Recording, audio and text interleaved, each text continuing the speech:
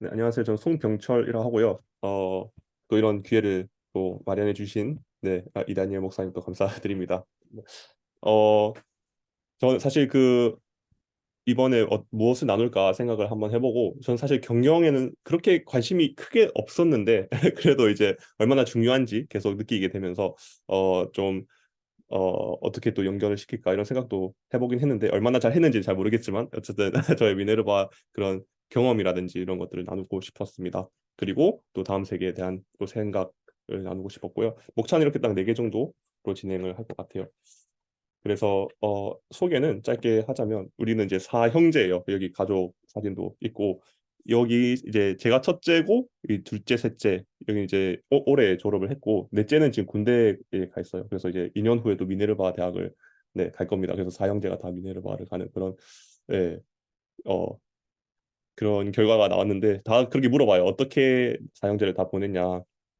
그래서 사실 우리는 그냥 돈만 있으면 다 브라이브해서 그냥 애드미션 들어갔다 뭐 장난으로 치긴 하는데, 우리도 어떻게 들어가는지 잘 몰라요. 그래서 정말 특별한 경험을 했기 때문에 그럴 수도 있겠지만, 어쨌든 다 이렇게 가게 됐고, 또 정말 다양하게 또 삶을 살아내고 있는 것 같습니다.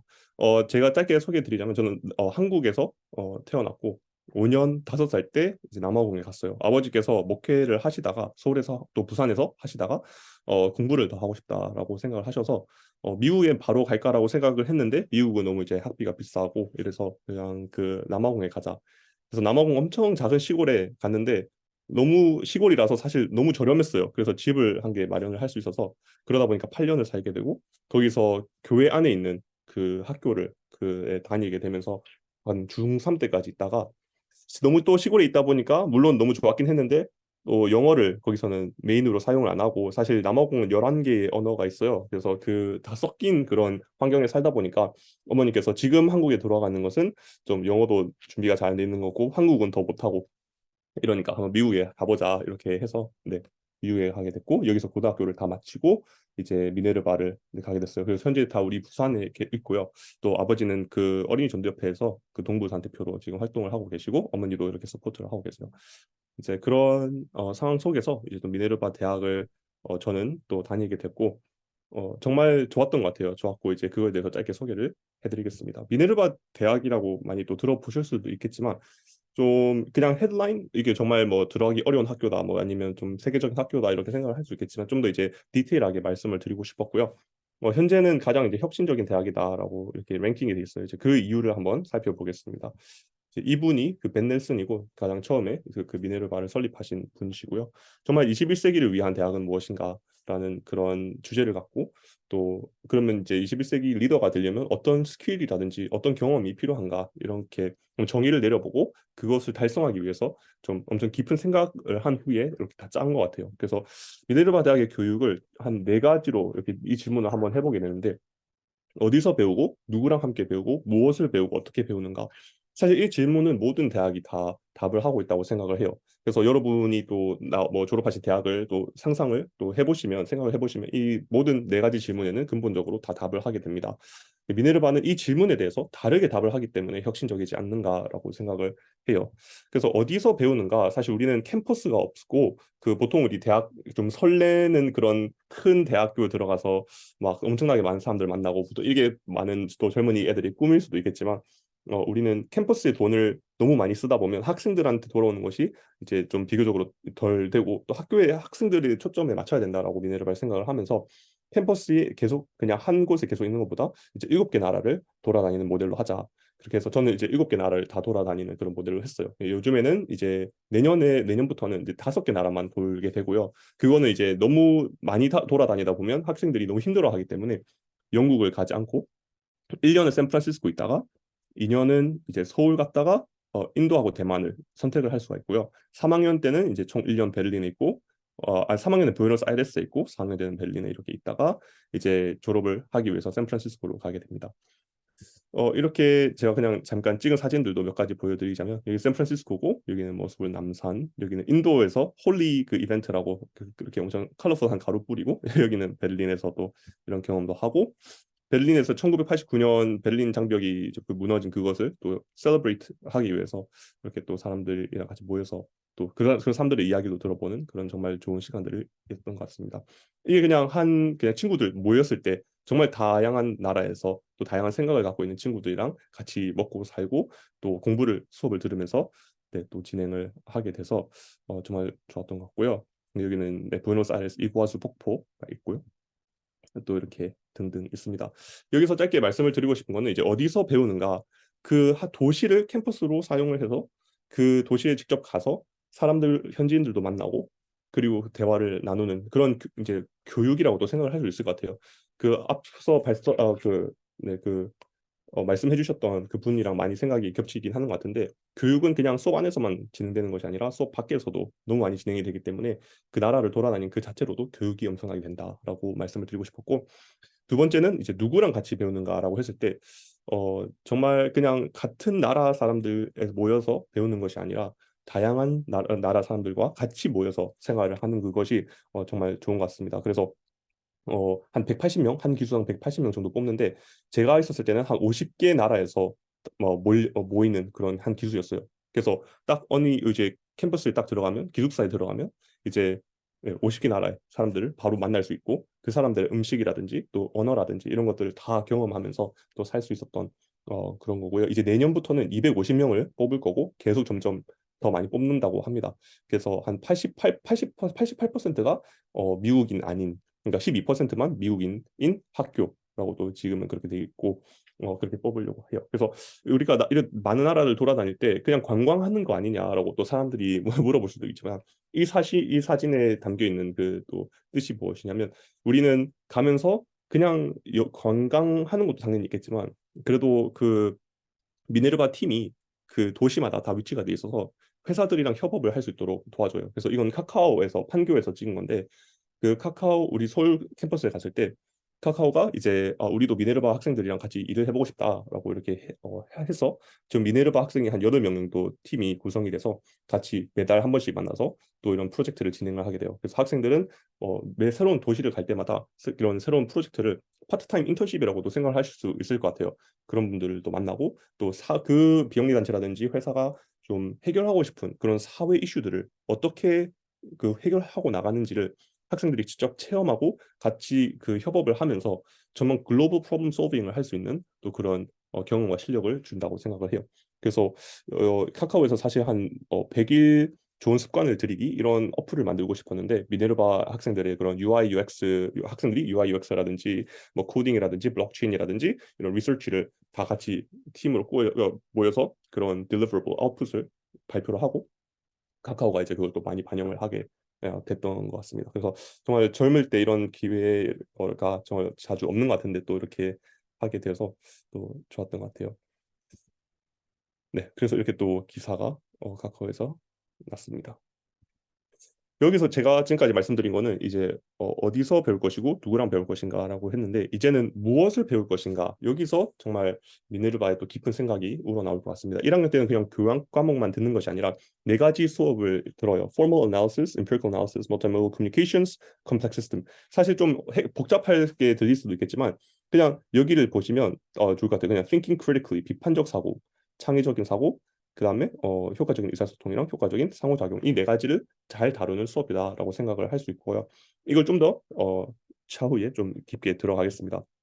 2학년 때부터 학생들은 그 자기의 전공을 결정할 수 있고요. liberal arts이기 때문에 arts and humanities, 인문학, computer science, natural science, social science, business 이렇게 나눠져 있고 저는 소셜 사이언스 사회과학에서 경제학과를 이렇게 졸업을 했습니다. 이제 1학년, 2학년 때 1학년 때는 그 제가 앞서 말씀드린 그런 수업을 듣고 2학년 때는 전공을 선택을 하고 나서 3학년 때는 이제 심도 있는 그런 concentration courses라고 하는데 자기 분야에 정말 세분화로 파고 들어가는 그런 수업을 듣게 됐고요.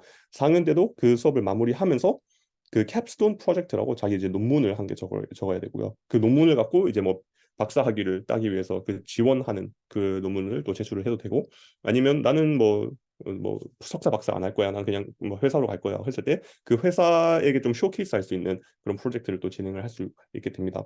또 4학년 때 재밌는 거는 학생들이 자기 수업을 학생들이 한 5명에서 10명 모여서 자기가 듣고 싶은 수업을 만드는 그런 경험도 해요. 그래서 그걸 직접 만들고 그거를 한번 진행해보고, 그럼 교수님들은 이제 그것을 잘 진행할 수 있는지 그냥 옆에서 서포트해주는 그런 역할을 하게 됩니다. 정말 좀 더 가면 갈수록 자기가 무엇을 하고 싶은지 이런 거에 대해서 더 많이 많이 서포트를 해주는 그런 구조라고 생각이 됩니다. 이제 무엇을 가르칠 건가에 대해서 쪽에 좀 말씀드리고 싶은데, 우리는 보통 지식을 전달한다, 지식이라고 하는데, 지식도 사실 두 가지로 크게 나눠져 있다고 합니다. declarative knowledge랑 procedural knowledge라고 하는데, 이것도 살짝 복잡하게 들릴 수 있는데 그냥 예시를 제가 드리면 좀 쉬워져요. declarative knowledge는 그냥 facts예요. 많은 그냥 우리가 책을 읽을 때 그 받는 지식이라고 생각을 하면 되고요. procedural knowledge는 그냥 우리가 스킬, 우리가 살면서 습득하는 스킬이라고 생각을 하시면 될 것 같아요. 그래서 전자는 사실 우리가 뭐 자동차에 대해서 배우는 거라면, 이제 후자는 자동차를 타는 그런 연습, 타는 그 스킬, 운전 면허를 땄을 때 운전을 할 수 있는 그 스킬이라고 말을 하고, 이것이 우리의 그 사고의 습관에도 일치한다라고 얘기를 하는 거예요. 우리가 그냥 계속 지식만 가르친다 보면 이것을 문제점이 발생을 하는데, 첫 번째는 그 지식을 까먹기 너무 쉬운 거예요. 그게 우리 뇌의 구조가 그렇게 돼 있고, 두 번째는 그 지식이 이제 시간이 지날수록 새로운 지식을 습득을 해야 되는데, 예전에 있는 지식은 이제 필요가 없어진 그런 또 환경이 있기 때문에 미네르바는 여기에 너무 많은 대학들은 초점을 맞추고 있다. 우리가 초점을 맞춰야 되는 거는 procedural knowledge, 그 사고의 습관들을 이제 주면, 사실 우리가 운전 면허를 따고 운전을 계속 하다 보면 운전을 하는 방법을 까먹진 않잖아요. 그렇기 때문에 우리가 사고의 습관을 이렇게 훈련을 시켜주면 까먹지 않는다는 거예요. 그러면서 그 스킬을 갖고 학생들이 어느 세계, 어느 환경에 나가도 정말 잘 적용하고 잘 이렇게 살아낼 수 있다라고 생각을 또 하는 겁니다. 그래서 이것이 이제 1학년 수업, 제가 조금 앞서 말씀드린 1학년 수업을 이제 말씀을 드리자면 이렇게 생각을 하실 수 있을 것 같아요. 이 슬라이드 잠깐 보지 마시고 이 질문 한번 던져볼게요. 어떻게 critical thinking을 가르칠 건가? 라고 물어보면 어떻게 답변을 하겠습니까? 사실 좀 막막하지 않습니까? 그 미네르바도 이렇게 얘기를 하는 거예요. 많은 대학들은 critical thinking을 가르치고 싶어 한다. 근데 어떻게 가르칠 거냐라고 물어보면 진작 답을 할 수가 없다. 그냥 책을 많이 읽고 토론을 한다라고 했을 때 그 토론의 질도 너무 편차가 심하고 교수님의 그런 역량도 많이 다르기 때문에 어떻게 학생들이 이제 같은 프로그램을 했다고 해도 너무 다양한 다른 그런 아웃풋이 생기기 때문에 이걸 체계화해야 된다라고 미네르바는 주장하는 거예요. 그래서 여기 가장 오른쪽에 21세기 리더라고 보시면, 21세기 리더가 되려면 이 네 가지 역량이 필요하다라는 것은 이제 많은 교육 논문에서도 점검이 돼 있고, 또 회사들도 이것이 정말 필요하다라고 얘기를 합니다. 그래서 critical thinking, creative thinking, effective communication, effective interaction. 여기서 미네르바는 그럼 세분화적으로 좀 더 체계화시키자고 해서 크리티컬 띵킹의 예시를 들어보겠습니다. 여기서 이제 크리티컬 띵킹을 하는 사람들, 또 크리티컬 띵킹을 잘 하려면 이 다섯 가지가 꼭 필요하다라고 미네르바는 주장을 하는 거예요. 그래서 evaluate justification, evaluate claims, analyze decisions, analyze problems, analyze data. 여기서 이제 아직도 이건 조금 광범위하기 때문에 이거를 사고의 습관으로 더 잘게 쪼개자라고 얘기를 하고, evaluate justification, 좀 자기 그 정당성을 이제 평가하는 거죠. 그것을 이렇게 습관으로 habits라고 이제 나누게 되는 거예요. 이 habits를 학생들한테 가르치고 이거를 학생들한테 평가를 해요. 그래서 앞서 발표해 주신 그 선생님께서 말씀을 드린 것 중에서 정말 동의를 하는 게, 평가가 무엇인가 따라서 교육이 바뀌는 것 같고요. 그 이제 이거 안 좋은 예시는 사실 수능이라고 저는 생각을 해요. 수능은 엄청나게 많은 것을 외워야 되고 시험을 잘 쳐야 되는 그런 걸 하는데, 그게 학습 목표로 잡혀 있으니까 모든 그 에포트가 그렇게 가는 거죠. 학생들이 무조건 이걸 해야 된다라고 하는데, 이 학습 목표를 바꾸면 사실 모든 것이 달라지는 거예요. 그래서 미네르바는 스킬을 가르쳐야 되기 때문에 이 스킬들을 세분화하고 스킬들을 assess, 이걸 학습 목표로 다 놔두면 학생들이 이것을 어 이제 연습을 하게 되고 이거에 대해서 피드백을 받게 되면서 정말 이 습관들을 잘 해낼 수 있도록, 역량들을 잘 할 수 있도록 하는 겁니다. 그 이 하베스라고 딱 제가 이 초록 색깔로 돼 있는데, 이걸 딱 봤을 때는 이게 얼핏 어떻게 적용이 되는지 잘 모를 수도 있어서 제가 한 가지 예를 짧게 드릴게요. 만약에 이제 친구가 저한테 옵니다. 미국에서 피터, 내가 뉴스를 봤는데, 내가 어디서 봤는데 미국에서는 그 경찰 아저씨, 그 경찰 직장이 가장 위험하대라고 얘기를 저한테 하는 거예요. 그럼 저는 이제 이것을 맹목적으로 믿는 것이 아니라 이제 비판적 사고를 해야 되겠죠.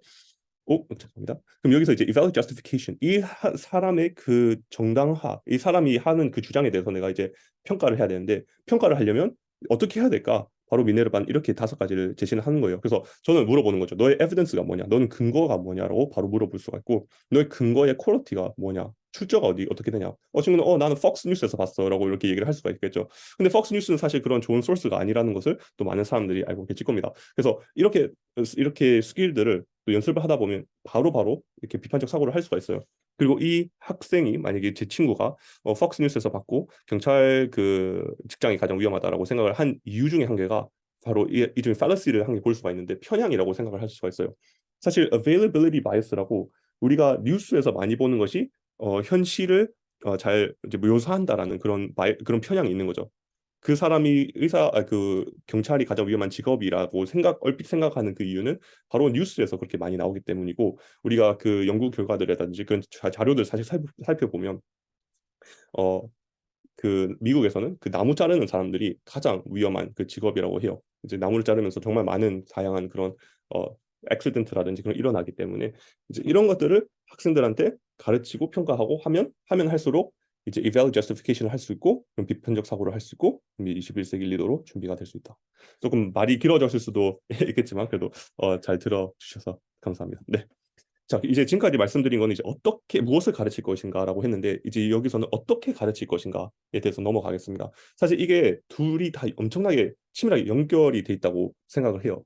우리가 과연 스킬을 가르치고 싶으면 이 스킬에 대해서만 가르치는 것이 아니라 비판적 사고는 이거야, 이거야, 이거야 이렇게 가르치는 것이 아니라 비판적 사고를 연습할 수 있는 그런 환경을 제공을 해야 된다.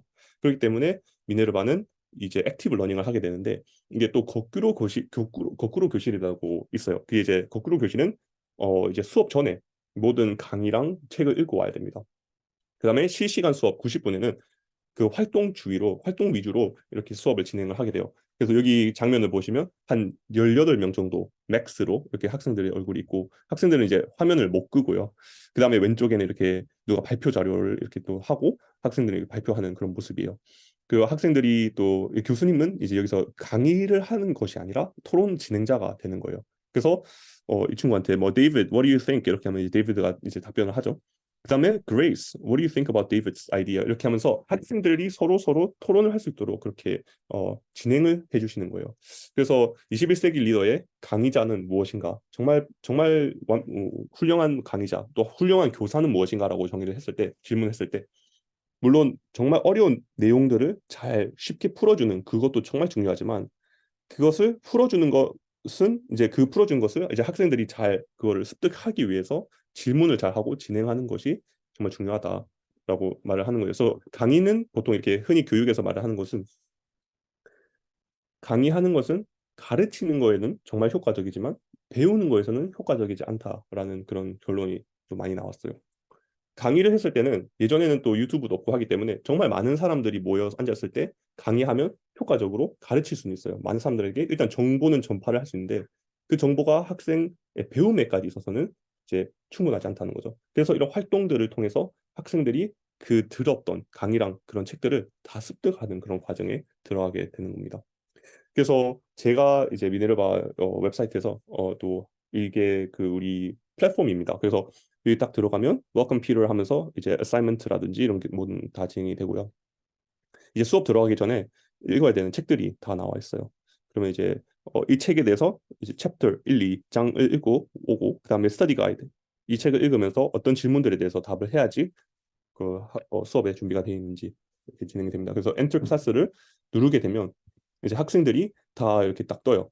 그리고 시작하기 퀴즈로 시작을 해서 학생이 이걸 읽고 잘 이해를 했는지 이런 것들을 먼저 체크를 하고 그다음에 어떤 것이 좀 어려웠는지 어려운 그런 그 아이디어들이 무엇인지 이런 거에 대해서 또 얘기를 하게 됩니다. 이건 도덕 그 수업이어서 좀 moral nihilism이라든지 뭐 도덕 객관적 뭐 도덕 그 상대주의 이런 거에 대해서 좀 배우게 되었고요.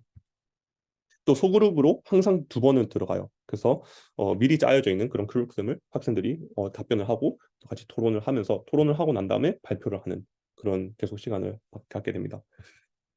그리고 마지막에는 이제 도덕에 대해서 또 자기의 생각을 또 밝히고 또 그 밝힌 거에 대해서 또 자기 타당성을 내세우는 그런 것을 합니다. 그래서 정말 끊임없이 토론하고 말하고 글 쓰고 이렇게 진행을 하고요.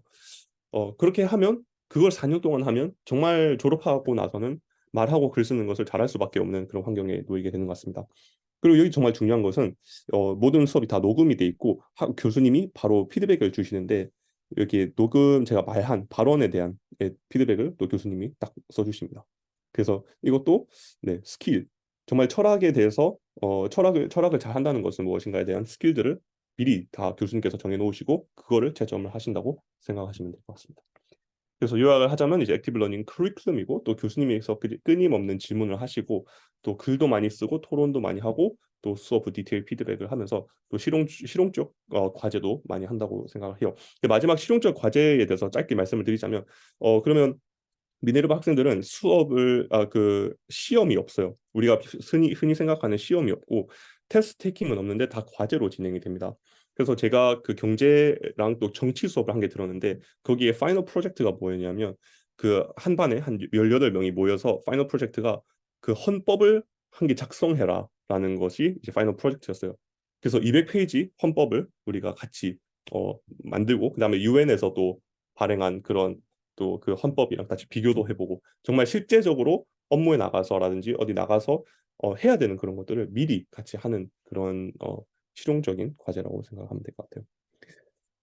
그래서 제가 좀 더 개인적으로 이야기로 들어가는데 저는 원래 아버지께서 목사님이시니까 신학에 대해서 관심이 정말 많았고 그냥 바로 신학학과를 들어가서 또 만약 나중에 뭐 목사가 되겠다 이런 그런 생각을 얼핏 하고 있었다고 했는데 미네르바 와서 그 문화가 정말 좀 세속적이고 또 안 믿는 그런 사람들도 대부분이고 했기 때문에 내 신앙이 맞는가? 그러니까 기독교가 참된 신앙인가라는 질문을 계속 하게 된 것 같아요. 그러면서 이제 변증학에 대해서 관심이 많아졌고 또 철학에 대해서 많이 관심이 많아졌기 때문에 제가 졸업 후 미네르바에서 2년을 하게 됐고 그 2년을 하게 되면서 또 파트타임으로 철학 그 석사를 시작을 하게 됐어요. 그래서 바이올라 유니버시티라고 캘리포니아 쪽에 있는데 그쪽에서 철학 석사를 지금 계속 공부를 하고 있습니다. 그 미네르바를 수업을 들으면서 이제 교육은 이렇게 해야 되는구나라는 생각을 하면서 이 세 가지가 같이 이렇게 융합된 그런 느낌이라고 생각을 한 것 같아요. 그래서 이게 저의 좀 미래의 방향성이라고 생각을 한 것 같고 제가 미네르바 다니면서 정말 큰 방향성을 찾게 된 것 중에 한 개가 교회를 계속 다니고 또 7개 나라를 돌아다니면서 교회를 다 다녀보고 하면서 정말 느낀 게 왜 교회 교육은 그 정말 그냥 강의로만 진행되지? 왜 교육은 좀 더 교회 안에서 교육이 좀 체계적으로 잡혀 있지 않는 거지? 이런 생각도 하고 계속 강의만 하다 보니까 그냥 성도님들이 이제 설교를 듣고 있는데 성도님들이 옆에서는 졸고 있고 다른 사람들은 딴짓하고 있고 이게 좀 몰입할 수 있는 환경이 안 돼 있기 때문에 그렇지 않는가? 물론 성도님들은 뭐 교회 가서 잘 설교도 들어야 되고 또 잘 목사님 말씀도 들어야 되고 하는 건 맞겠지만 그래도 최대한 말 잘 들을 수 있도록 그런 교육 환경을 바꿔주면 더 몰입하고 더 배움이 일어나지 않을까 이런 생각을 하게 되면서 좀 21세기 그 교회는 어떻게 생겼을까 이런 생각도 하고 어쨌든 이렇게 세 가지를 계속 생각을 하고 있는 것 같아요. 그래서 저는 이제 석사 철학을 하게 됐고요. 그다음에 제가 호스나 교회에 부산에 오게 되면서 한 2년 정도 지금 다녔는데 제가 변증학 동아리를 한 개 만들었어요. 그 미네르바 방식대로 그대로 따라하고 그 오기 전에 이제 팀 켈러 목사님의 하나님을 말하다 이제 그 책을 갖고 이제 한 챕터를 읽고 또 제가 이제 토론 진행자로 모든 커리큘럼을 짜고 나서 진행을 하게 됩니다. 근데 이렇게 한 이유 중에 한 개가 정말 이 20세 이제 20살, 30살, 20살 이제 중고등학교 또 대학교 이 친구들을 보면서 많이 안타까운 게 이 친구들은 자기 그 기독교 신앙을 변증할 수 있는 훈련이 하나도 안 돼 있다라는 그것이 너무 아쉬웠던 것 같아요. 제가 가장 큰 것이 물론 이제 목사님 자녀로서 또 그 하나님의 임재도 많이 경험하고 그것도 너무 좋았고 그것이 정말 중점인 것 같긴 한데 그래도 대학에 가서 너는 뭐 하나님은 다 가짜야. 또 예수님 너는 똑똑한데 어떻게 예수님의 부활을 믿어라고 했을 때 그 질문들 앞에서 저는 그냥 그대로 무너지는 그런 것을 체험을 하면서 정말 고등학교 친구들 또 대학교에 또 사회로 나아가기 전까지는 정말 변증학을 배워야 된다라는 생각을 하고 있고요. 그래야지 좀 자기 성품도 계속 크리스천으로 가져가고 예수님 그러니까 사실 이런 거죠. 예수님을 닮아가는 것이 무엇인가라고 생각을 했을 때 많은 사람들은 그냥 좋은 성품을 가져야 돼. 또 좋은 도덕적인 그런 선택권을 해야 돼라고 할 수 있지만 또 예수님은 정말 똑똑하고 비상하신 분이셨잖아요. 그래서 정말 철학자였고 12살 때 바리새인들과 토론을 하고 정말 깊은 지식을 갖고 있었기 때문에 예수님을 닮아가는 것은 정말 마인드에도 초점을 많이 둬야 된다. 우리 헐트도 초점을 둬야 되지만 이게 같이 가야 된다고 생각을 해서 좀 마인드에는 너무 소홀하지 않았나라는 생각을 해서 또 어떻게 또 변증학을 더 잘 할 수 있을까, 더 가르칠 수 있을까 이런 생각을 계속 하게 됩니다. 그래서 매달 모이고 있고 내일 사실 또 줌으로 오후 3시에 하고 있기 때문에 뭐 참관하고 싶으신 분들은 네, 참관하셔도 될 것 같습니다. 네, 그래서 다음 세대에 대한 생각을 좀 하게 되는데 이거는 또 다른 기독교 변증학 단체에서 사실 살짝 떼온 거긴 한데 좀 믿는 학생들이 생각을 하고 또 생각하는 학생들이 믿는 시대가 또 펼쳐졌으면 하는 그것이 바람이고요. 이것을 하기 위해서는 이건 그냥 뿅 생각이 생기는 것이 아니라 정말 효과적인 교육 방법이 있어야 된다고 생각을 합니다. 그래서 키워드를 공유를 좀 하자면 이제 또 변증학, 철학, 신학 이런 건 다 잘 가르쳐야 된다고 생각을 하고 어떻게 가르쳐야 되는가에서는 정말 뚜렷한 학습 목표를 위해서 이제 교육을 진행을 하고 또 활동 중심 교육, 토론하든지 사례 연구, 글쓰기 등 하고 또 교사는 역할은 또 이제 토론 진행자. 물론 그 읽는 변증학 책들이 그렇게 쉽지는 않을 수도 있겠지만 그것을 또 잘 요약해주는 또 그런 역할도 할 수 있겠죠. 그래서 21세기 또 다음 세대를 생각을 하다가 또 가정과 교회에서 전 독서 토론이 가장 중요하다고 생각을 해요. 사실 독서 토론을 다 중요하다고 생각을 하죠. 당연히 책 많이 읽어라라고 생각을 할 수 있겠는데 정말 사회적인 이슈들, 진화론 변증학 이런 책들에 대해서 또 학생들의 눈높이에 맞는 책을 골라서 함께 읽고 아이가 이해했는지 확인하는 그렇게 했으면 좋겠어요. 여기서 이제 독서 토론을 그럼 어떻게 진행을 할 것인가 여기서 좀 많이 어, 여기가 큰 이제 질문인 것 같습니다. 독서 토론 해야 되는 건 알겠지만 어떻게 과연 진행을 해야 되는가? 저는 이제 제 경험이 많이 또 아직 리미티드 돼 있기 때문에 더 깊은 생각을 드리고 싶어도 일단 제가 경험한 바로서 이제 드릴 수 있는 걸 드리고 싶은데 일단 저는 이렇게 한번 생각해봤어요. 만약에 제가 이제 만약에 부모가 되고 자녀가 또 태어나고 이 자녀를 양육을 해야 된다면 어떻게 진행을 할 것인가? 교회 교육도 만약에 미래에 또 바뀌면 또 더 좋겠지만 또 효과적으로 바뀌면 좋겠지만 가정 안에서 그 교육이 정말 중요하다라고 저도 생각을 하기 때문에 아이들을 좀 독서 토론으로 많이 준비를 할 것 같아요. 학교에서 가서는 또 학교 공교육을 뭐 받고 또 수업을 듣고 하겠지만 그거에 대해서 그 좀 기독교 책들도 같이 읽히고 또 그렇게 하면 좋을 것 같아서 부모 입장에서 한번 적어봤어요. 그래서 책을 읽고 일단 저는 그걸 요약하고 그 이해를 확인할 수 있는 질문들을 만들고 그다음에 책 내용에 이해를 도울 수 있는 활동을 만들 것 같아요. 그다음에 이제 레슨 플랜을 짜는데 그냥 이제 이번에 이제 이해를 확인하는 질문들을 이제 시작하기 퀴즈랑 뭐 마무리 퀴즈에 놓고 그다음에 책 내용을 할 수 있는 활동 같은 거, 뭐 토론일 수도 있고 아니면 사례 연구일 수도 있고 사례 연구 중에 한 개가 뭐 만약에 무신론 친구가 너한테 와서 뭐 하나님은 뭐 선한 하나님이 왜 어떻게 사람들을 지옥에 보낼 수 있어라고 질문을 했다면 너는 어떻게 대답을 할 거냐 뭐 이렇게 사례 연구가 될 수가 있어요. 그러면 이제 그게 활동 1에 들어갈 수가 있겠죠. 그렇게 하면서 그 아이들한테 그런 질문도 하고 그거의 질문에 대해서 시작 퀴즈에 대해서 발언 기회를 줄 수도 있겠지만 아니면 그 질문에 대해서 글을 한번 써보라고 할 수도 있을 것 같아요. 글쓰기랑 또 토론, 말하기 이런 연습을 계속시키고 또 활동은 또 그 사례 연구 그 친구 무신론자 친구가 그렇게 질문했을 때 어떻게 답할 건지 그렇게 또 생각을 할 수 있도록 하면 좋을 것 같아요. 그래서 또 그냥 한 가정에서 이렇게 진행을 할 수도 있겠지만 또 다양한 가정들이 모여서 그 부모님들이 돌아가면서 또 이렇게 진행을 하면 또 정말 좋지 않은가 그런 커뮤니티가 형성되면 좋지 않을까라고 생각을 해요. 그래서 이게 이제 제가 변정학 동아리 진행하기 전에 모든 커리큘럼 다 짜는 그런 거고요. 이제 사전에 다 읽어오라 하고 대상은 한 28부터 36 그 정도 나이가 되고요. 이제 그것을 좀 더 이제 고등학교도 대학교 좀 초기 그런 분들에게 또 하면 좋지 않을까라고 일단 지금 생각은 그렇게 하고 있어요. 그래서 시작하기 퀴즈는 5분 동안 시간을 주는데 네, 과학과 기독교의 관계는 어떻게 생각하시나요? 서로 다투는 건가요? 서로 함께 할 수 있는 건가요? 이 질문에 대해서 팀켈러 목사님은 답변을 하세요. 근데 이제 이 질문을 하는 이유는 팀켈러 목사님의 그 답변을 잘 이해했는지 확인을 시켜주는 거고요. 그다음에 활동 1은 이제 기적에 대한 비판이 있는 거죠. 그 기적은 일어날 수 없어라고 이 비판에 또 켈러 목사님 답변을 하시는데 그 비판을 짧게 요약을 해보라고 하고 이 비판에 대해서 켈러 목사님 어떻게 답변을 하시는지 정말 이해를 했는지 이런 것들을 먼저 그 확인을 하는 것 같고요. 그 다음에 팀 켈러 목사님의 답변에 더욱 설득력 있게 만들어 보세요. 이게 이제 자기 생각이 계속 들어가는 거죠. 좀 만약에 뭐 답변의 반대 입장을 생각을 해보시고 그 반대 입장을 또 답변을 보시는 또 그런 시간을 하게 되는 것 같습니다.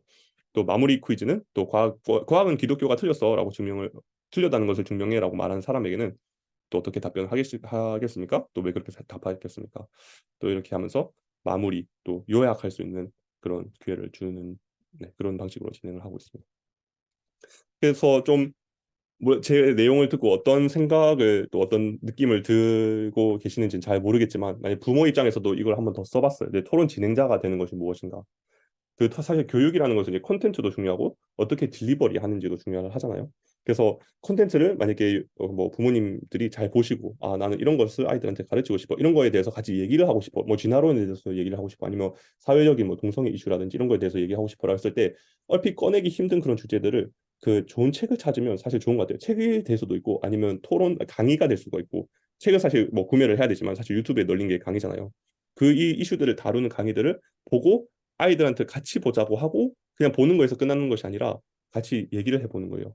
그래서 얘기를 하는 방법 중에서 제가 이제 앞서 말씀드렸듯이 뭐 그 이해를 했는지 이해 질문들도 한번 만들어보고 뭐 활동들도 만들어 보시면 될 것 같고 또 그것을 토론 진행자를 한번 해보는 게 좋을 것 같아요. 물론 1대1이면 토론 진행자가 크게 의미는 없지만 좀 사람들이 많은 아니면 한 최소 한 3명, 4명 이렇게 같이 진행을 하게 되면 보통 많은 그 부모님들, 또 많은 교수님들이 하는 문제들이 강의를 계속해요. 강의를 하면 사실 학생이 들을 수 있는 말을 할 수 있는 기회가 없고 또 그 교사 입장에서도 학생들이 어떤 생각을 하고 있는지 무엇을 이해하고 무엇을 이해하고 있지 않은지에 대해서 피드백을 받지 못하기 때문에 강의를 하지 말자. 이게 사실 미네르바의 좀 그 체크리스트라고 생각을 하시면 되는데 답을 쉽게 가르쳐 주지 않고 계속 학생들한테 추가적으로 질문을 해서 답을 스스로 찾을 수 있도록 얘기를 하는 거예요. 답을 스스로 찾는다는 것은 그냥 그 콘텐츠를 이해했는가에 대한 그런 질문을 계속 유도를 해서 그 콘텐츠 그냥 요약만 쉽게 주지 말고 그 잘 이해할 수 있도록 계속 질문하는 그런 차원에서 말씀을 드리는 거고요. 만약에 이제 이건 좀 네, 학생들이 4명, 3, 4명 있을 때 정확히 이름을 부르면서 질문을 하고 조용한 학생들에게도 발언권을 주면서 또 학생들이 상호작용할 수 있도록 기회를 주면 좋을 것 같습니다. 그래서 제가 여기서 사진을 보여드린 거는 또 만약에 이제 액티브 러닝 뭐 이렇게 토론을 진행했을 때 많은 분들은 이제 이게 핑크가 이제 교사하고 초록색깔은 학생들인데 교사가 학생들한테 질문을 하고 다시 교사한테 오고 또 학생한테 질문하고 교사한테 오고 학생한테 질문하고 교사 이렇게 오긴 하는데 이것을 좀 더 상호작용을 할 수 있으면 좋겠다. 학생들이 이 친구가 대답을 하고 나서 바로 선생님이 또 길게 답을 하는 것이 아니라 선생님이 바로 이 친구는 어떻게 생각을 하는지 또 물어보고 계속 서로 이렇게 빌드 할 수 있도록 이렇게 진행하면 좋을 것 같습니다. 이렇게 또 하는 이유 중에 한 개가 학생이 발언을 하고 나서 발언을 할 때 다른 학생들은 듣고 있어야 되잖아요. 이 듣고 있어야 되는데 어쨌든 내한테 뭐 이 학생에 대해서 이 학생의 아이디어에 대해서 안 물어볼 거면 굳이 내가 왜 들어야 되지? 좀 이렇게 사실 좀 서로 상호작용을 하지 않으면 학생들이 서로 귀를 잘 안 기울이기 때문에 바로바로 피터 너는 뭐라고 생각했어? 피터에 대해서 생각이 뭐냐고 바로 물어보면 또 다음 학생들이 또 주위 있는 그 같이 참여하는 분들이 더 주의 깊게 들을 수 있는 그런 또 형상이 일어나게 됩니다. 그래서 뭐 변증학에 대해서 얼마나 여러분이 관심 있는지는 모르겠지만 그래도 이런 책들도 좀 추천을 좀 해드릴 수가 있을 것 같고요. 또 내 자녀분들 또 만약에 중고등부에서 사역하시는 분들 이런 분들도 아니면 대학부에서 사역하시는 분들도 또 눈높이에 맞춰서 학생들에게 또 네, 진행하시면 좋지 않을까 생각이 듭니다. 네, 이렇게 해서 발표를 마무리하겠습니다. 감사합니다.